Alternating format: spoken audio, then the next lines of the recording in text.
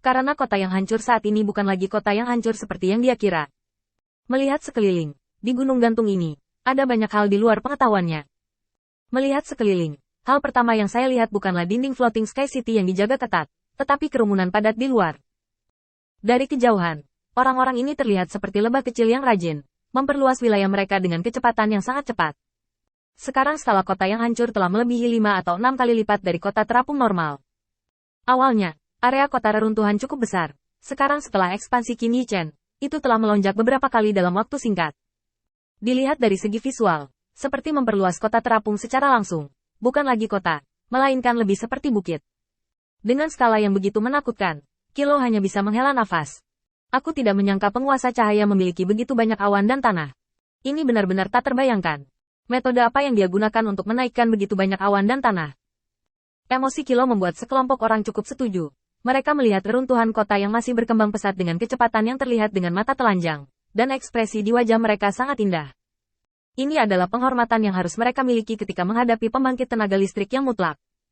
Butuh waktu lama bagi Kilo untuk pulih, dan ketika dia bangun, orang-orang percaya dari kuil penguasa cahaya sudah datang ke kelompok orang ini. Meskipun hanya ada satu orang, meskipun kekuatan orang percaya ini hanya pada tahap awal ksatria, tetapi dia tidak takut sama sekali. Tetapi datang kepada orang-orang ini dengan murah hati, dengan wajah serius. Apa identitasmu? Apa yang kamu lakukan di kota reruntuhan? Kekuatan Kilo sendiri berada di atas orang percaya ini.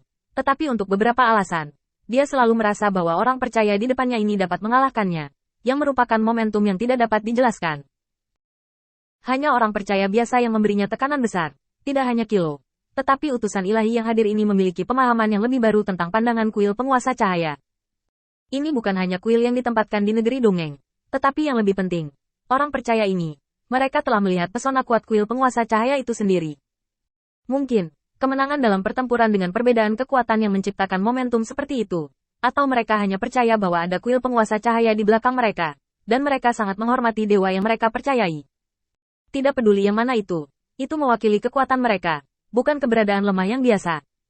Ketika orang beriman bertanya untuk kedua kalinya, matanya menjadi lebih tajam. Apa yang kamu lakukan di sini?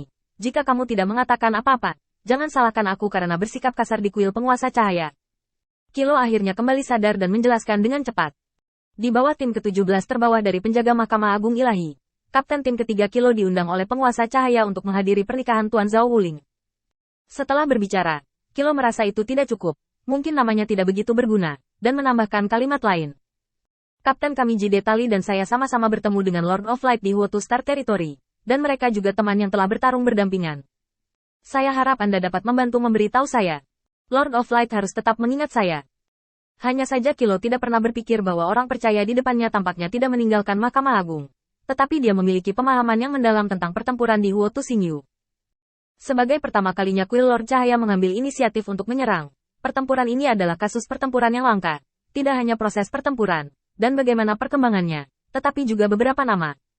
Ji Luo, ketika Fei Zhu mundur, menunjukkan keberanian penuh, dan membawa pergi hantu iblis yang tak terhitung jumlahnya, dan keberaniannya patut dipuji. Orang percaya itu melirik Kilo dan memastikan bahwa orang ini dan wajah, ekspresi, kekuatan, dalam catatan pertempuran orang ini dan Kilo, lalu membungkuk sedikit. Kesalahpahaman apa barusan? Ini temanmu? Biarkan aku membawamu masuk. Setelah mengetahui identitas Kilo, tekanan yang tidak dapat dijelaskan menghilang seketika, dan kelompok utusan ilahi ini segera lebih mengagumi Kilo. Dia bertanya dengan tenang. Untungnya, Kilo, kamu membawa kami ke sini. Kalau tidak, kami hanya bisa melihat dari kejauhan hari ini.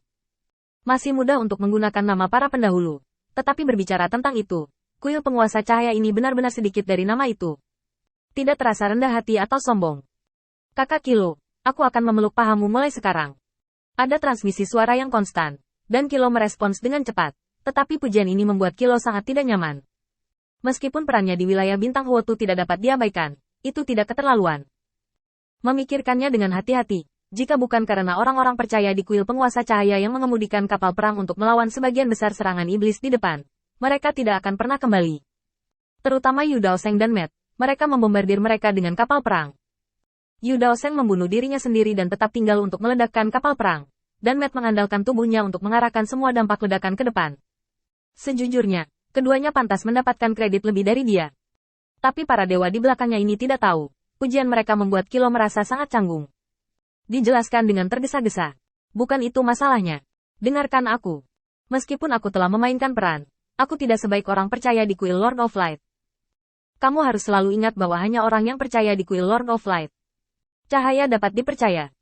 Saya telah melakukan banyak hal, dan saya akan memberi Anda waktu nanti tentang masalah ini.